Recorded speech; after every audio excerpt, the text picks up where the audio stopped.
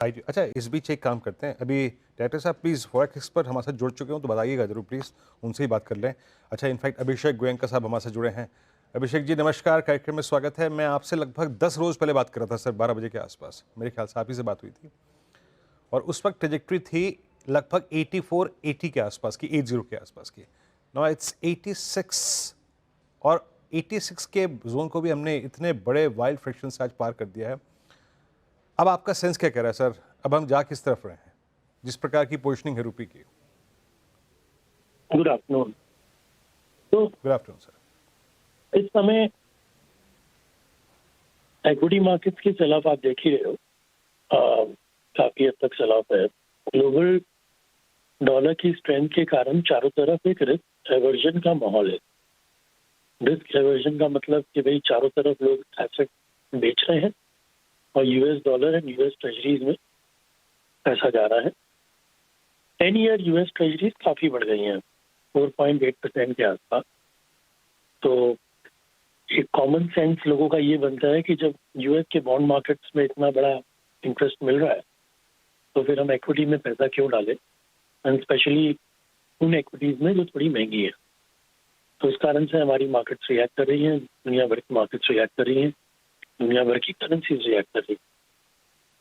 अब समझने वाली बात यह है कि डॉलर इंडेक्स जो एक बेंचमार्क कहलाता है ग्लोबल करेंसीज के लिए, डॉलर इंडेक्स करीब करीब 9 से 10% स्ट्रॉन्ग हो चुका है लास्ट 2-3-4 महीनों में।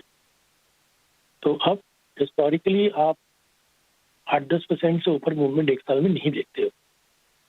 तो ये देख के अगर इंडिया के कॉन्टेक्स्ट में बात करें तो इंडिया में अगर डॉलर इंडेक्स में जितनी बड़ी तेजी आती है, इंडिया में उसका 1/3 तेजी आता है डॉलर में। तो उस हिसाब से इंडिया में 3-3.5-4% की मूवमेंट आ गई है और हो सकता है अगर ये मंदी बरकरार रहे तो थोड़ी वीकनेस और इंडियन रुपी में 40-50 पैसे की संभव है।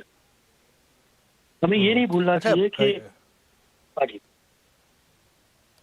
मैं ये कह रहा हूँ कि अभी बहुत संक्षेप में रखिएगा सूत्र को। आरबीआई का इंटरवेंशन किस प्रकार का है? उनकी तरफ से क्या कम इंटरवेंशन है और क्या इंपोर्टर्स की तरफ से भी थोड़ा पैनिक है? तो आरबीआई की इंटरवेंशन बीच में आती है, जिसके हिसाब से इंटरवेंशन हम आज से 6 महीने पहले देख रहे थे या साल भर पहले देख रहे थे, जब रुपया कहीं नहीं जा रहा था और बाकी करेंसी स्ट्रॉन्ग भी हो रहे थे, तो हमारी रुपए में मंदी नहीं आ रही थी।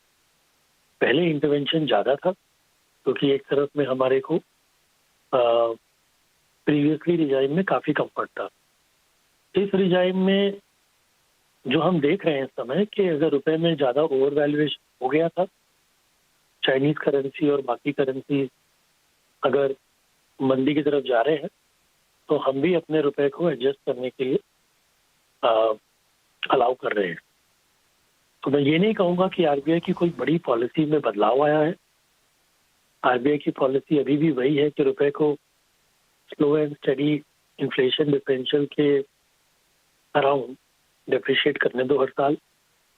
कैलिब्रेटेड डिप्रिसिएशन ही उनका फोकस है, बड़ी वोलेटिलिटी को नहीं चाहते हैं।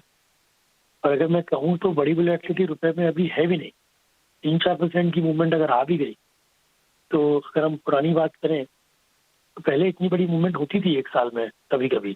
जी अभिषेक जी वोलेटिलिटी की बात कर रहे हैं अभिषेक जी, आप रुपीस को लेकर। मैं श्रेया बात कर रही हूँ, गुड आफ्टरनून।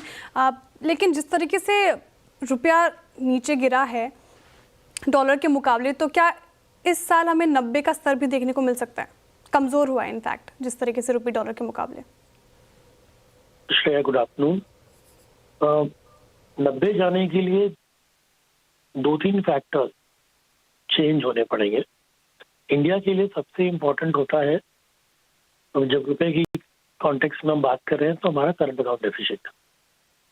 तो अगर ऑयल $100 के ऊपर जाके थकता है और 1-2 महीने निकालता है वहां पर, तो डेफिनेटली एक पैनिक क्रिएट होता है हमारे करंट अकाउंट डेफिसिट के एंगल से। दूसरा, अगर हम स्टॉक मार्केट में निफ्टी के कगार में यहाँ से कम 15-20% का करेक्शन और देखें, तो डेफिनेटली उस अमाउंट का FII आउटफ्लो भी होगा और डोमेस्टिक SIPs में भी स्लो डाउन होगा। तो उस कारण से एक नेगेटिव प्रवृत्ति बनेगी। और तीसरी, अगर US इंटरेस्ट रेट्स 10 ईयर 5% के ऊपर होल्ड करते हैं और डोनाल्ड ट्रंप के आने के बाद वो इतने सारे टैरिफ्स लगाते हैं कि चाइनीज युआन को अपनी करेंसी को डिप्रिशिएट करना पड़ता है, जो अभी 7.35 के आसपास है।